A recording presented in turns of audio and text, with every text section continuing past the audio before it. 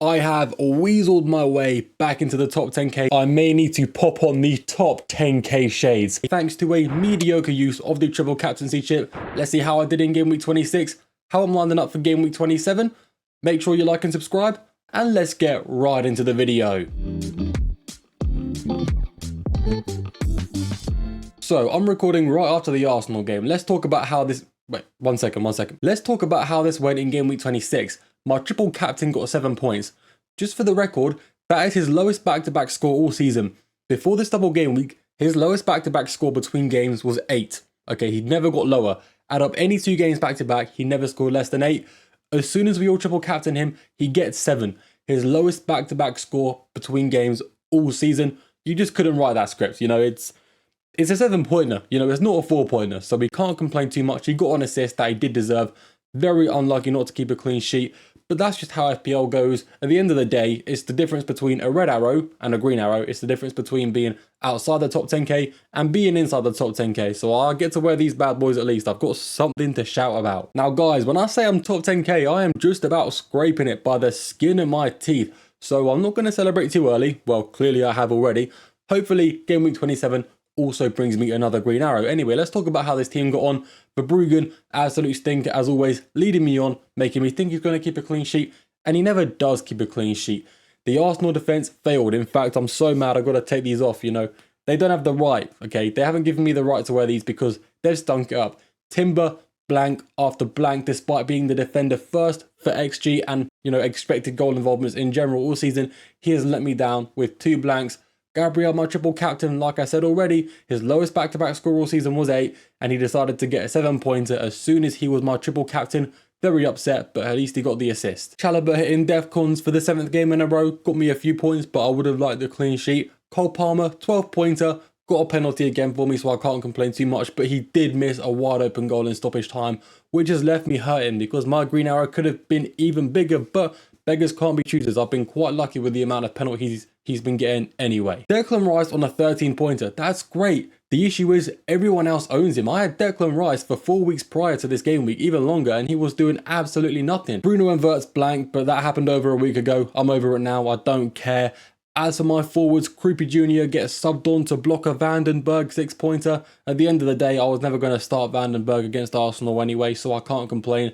Bowen, I've owned him for 9 game weeks now and he's averaging 5 points per game. I quite like that. He's doing well. As for Haaland, doesn't really affect my rank because everyone else owns him and no one had him as their captain. So if he gets points, it's great, but if he doesn't, it really doesn't matter. So yeah, on the whole, we had a bad game week. It wasn't good, but because I used my triple captain chip and it got me an extra 7 points, I got a green arrow.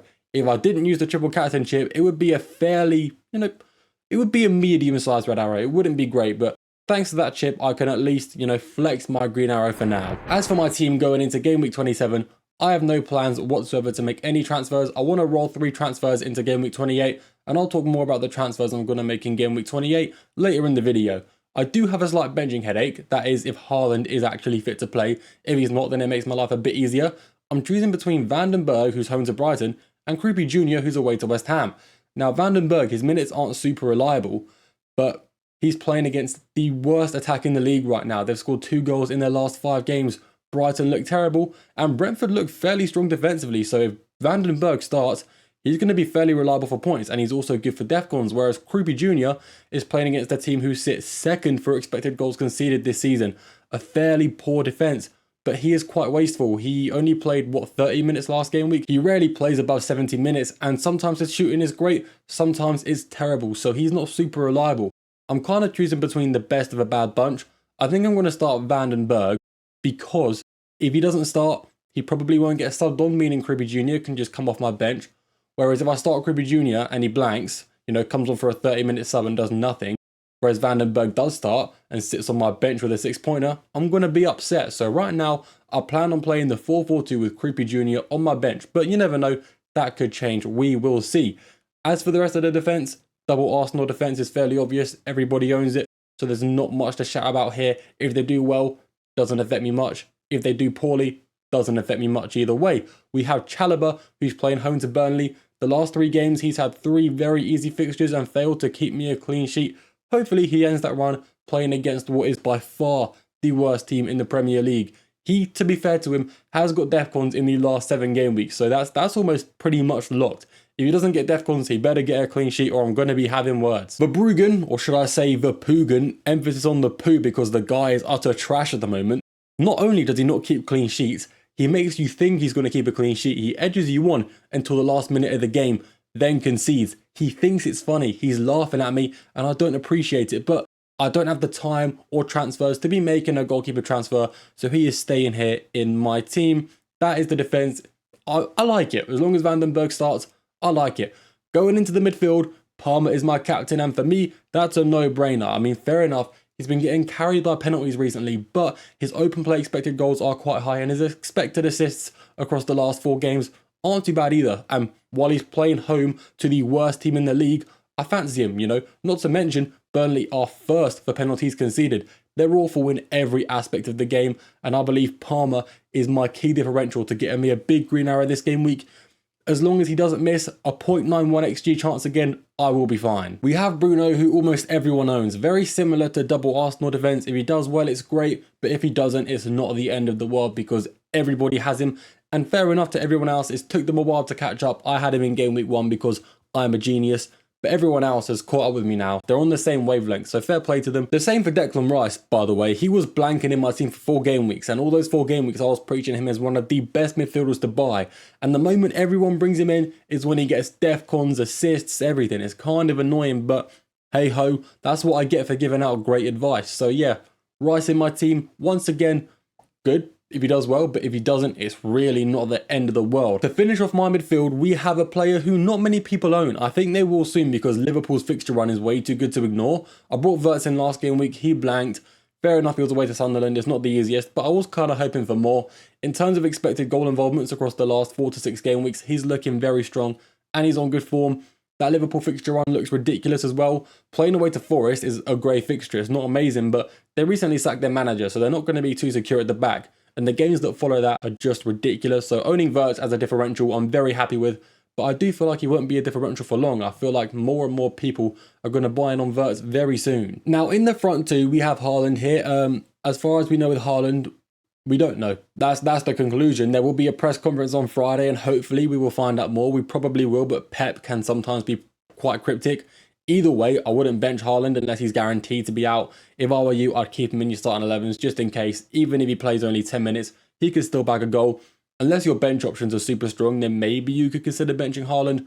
But don't make any decisions until you know more on his injury or his knock and see how he's feeling, you know, according to Pep. Then we have Jared Bowen.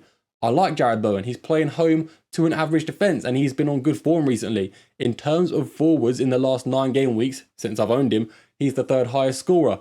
4 points behind Thiago and nearly 20 points behind Pedro. He's done quite well.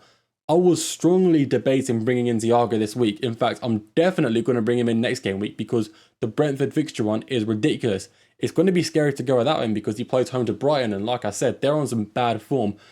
But why would I sell Jared Bowen, who's on form just as good as Thiago's, you know, technically speaking, even better form than Thiago, and playing an equally good fixture? It's just a very sideways transfer. Looking at the odds here, most of this is what you would expect, but I do disagree with some. First off, Chelsea topping both the charts for clean sheets and expected goals does not surprise me because, like I said, they're playing home to the worst team in the league, but knowing FPL, both my players will still somehow find a way to blank. That's just how it goes. Hopefully Palmer and Chalobah don't let me down. What would be even worse is if Palmer and Chalobah blank while Pedro and Enzo run riot and score loads of goals. Hopefully that doesn't happen. Although I agree with most of this, I still disagree with some things.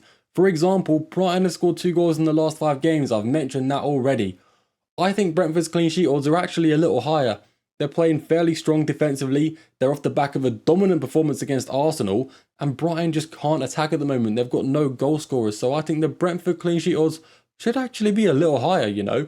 I also think Arsenal's clean sheet odds, despite the fact they didn't keep any clean sheets in the double, should be a little higher. Arsenal have a clean sheet rate of 50% and they've been unlucky not to have more. They really should have kept a clean sheet against Wolves because Wolves generated almost 0 expected goals, but one of their players, Bueno, scored a screamer and it wiped out that clean sheet. So I do believe, especially with Tottenham being on awful form and having pretty much no manager, well they do have one, but I don't know his name, I've never heard of him, so he can't be that good. I think Arsenal's clean sheet odds should be a little higher than they are on this graph. The one last thing I disagree with is Man United's goal odds. Guys, Manchester United sit 4th for expected goals this season. That's pretty high. Everton, while they come across as solid, they sit 16th for expected goals conceded. You've got a very strong attack against a very poor defence. To me, I would be surprised if Man United came away with less than 2 goals, which is what this graph is currently predicting. So let's see if I'm right or the graph is right. I'm probably not, but who knows? Sometimes I get things right. I've been all right this season, so we will see. Apart from this, though, I agree with it all. You know, normally these odds are pretty spot on, and for the most part, they are. Anyway, let's take a look at my future plans. So there are some big fixture swings coming. I've got some players with bad fixture runs. Even though the likes of Palmer have been great for me recently and Jared Bowen, their fixtures aren't good and I don't want to hold these players. So my plan is to sell these two along with someone else, but I'm not 100% sure who yet. I mean, I've got a good idea in mind, but there's 4 players I want to sell with only 3 free transfers and I don't want to take a hit. First of all, I want to bring in Ekitike and Thiago. Those are 2 forwards I want. If you guys saw my last transfer tips video, you will know how good the fixture runs of Brentford and Liverpool are, and we all know how consistent Thiago is. Can't say the same for Ekitike, but he's got a high ceiling. He's got a lot of braces this season. Even though he's a slight rotation risk, I think he's worth owning. So first off, I'm going to need to sell Jared Bowen to bring in Ekitike. Can't afford it, but we're just going to roll with it for now. I also want to bring in Thiago, don't I? So I can sell Creepy Jr. to bring in Thiago. That makes sense, doesn't it? Because I can definitely afford that too. Here's the thing. I don't want Cole Palmer. I can sell Cole Palmer and I can bring in Dango Ouattara, who I think is a great budget option. I do like Kevin Schade. I owned him for his hat-trick when I brought him in on Wildcard Game Week 18. The issue is, he was still very wasteful. The amount of goals he scored for me and the assists he got, he still underperformed his expected goals massively. The last 4 games I owned him, he had 1.8 XG, 3 or 4 big chances, and didn't get a single goal from it. So I'm not really optimistic when looking at Schade as an option. I much prefer Dango Ouattara. But as I said, there's also another transfer I want to make that I just can't fit in. Chalobah plays away to Arsenal and he's got an awful fixture run, so I want to get rid of him for Van Dijk because Liverpool have a great fixture run. The issue is I would need to do this for a -4. Now, alternatively to selling Chalobah, I could literally keep him, play Vandenberg or Esteve, depending on who I think is going to do better, have them pick up a 2-pointer and just take the loss, then bring in Van Dijk next week. Because if I take a hit to bring in Van Dijk and he gets 6 points, while Vandenberg gets 2 points, I've gained absolutely nothing because I've taken a -4. And sure, Van Dijk could get defcons and he could score, but he doesn't have a higher chance of doing that than Vandenberg or Esteve. So what's the point of me making that transfer and taking a hit for Van Dijk when in reality I should just wait? So as of right now, Van Dijk, he's not coming in my team. That's the current plan for the future. I don't know how it's going to look in a week's time. Maybe I'll change my mind. But this is roughly how the team's going to look to set me up until, you know, the free hit in game week 31, because that is the current chip strategy. I know I have loads of Arsenal players that I technically need to sell for it, but if I use my free hit, I don't need to sell them, so I'm all good. Let me know what you guys think of these transfer plans down below. Anyway, that is it from me. Let me know what you think of the team. Am I missing out on Thiago? Is he going to absolutely kill my rank? I hope not, but probably. If you did make it this far, you are greatly appreciated. Thank you very much for watching, and I will see you all in the next video.